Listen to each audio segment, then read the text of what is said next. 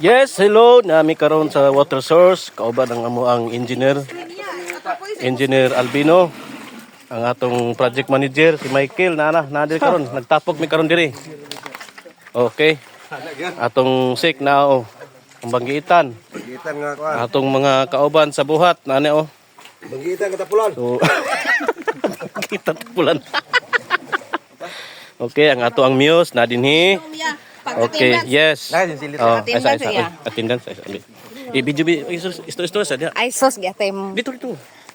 Ay, saya kayo, hindi ko kabalo naman. Sige, vlog. Buisit. Pag inanayo, ito buwan ko sa pagkakuan niya. Kasi ko confident ano yan. Vlog. Narang among friends sa barangay, nag-attendance. Diba? Kabalusag ko. Prinsipi. Okay, mga higala atong mga bailan to aga ritual sila kamo seryoso gid siya. Binin nyo guys. Gabuhaton ni sa Council o Barangay Indahag yearly ang pagritual sa ato ang water source. Nga kinahanglan gid ni siya nga padugan o naialay sa ato ang source kada tuig ni siya para maayo ang flow, ang daloy sa atong tubig. So mo ni sila ang atong mga tribal council, mga baylan. Inubanan sa ato ang forest guard nga si Brad Bubong Ihong. Siya kibali ang ato ang guide dinhi. So makita ninyo ang ato ang intik nga dako gid siya nga intik. So dako siya sulod. So mo ni guys. Okay. So that's all for today's video guys. Good morning.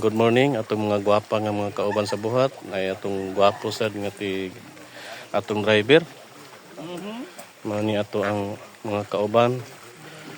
Kini ato ang ipadugo nga mo ni ang baboy.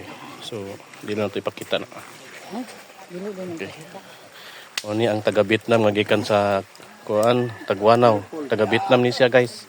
Di ni siya kabalo magpinisaya guys. Lisod ni. Ma'am, what is your name? Di siya tanawa, di siya bisag English wa gid. Okay niyo. Taga kuan po ni taga New Zealand ni siya. Okay. Mo ni atong mga gwapo nga tiglong guys. Mga gwapohon. Okay. Kini siya gikan po ni siya sa New Zealand. Okay. New Zealand. Kini siya Arabo ni siya guys, kining isa Arabo ni. Di na siya kabalo magbinisaya guys. Yes. Uy, nag-video po natong Rayna. Pero kuan lang. Rayna sa mga marites. Rayna sa mga marites. Yes, managid ang atong ritual mga igsoon. Okay. Salamat sa ato ang mga baylan nga naagi din nakigduyog sa ato ang tinuig nga pagpanugo sa atong water source. Okay guys, bye-bye.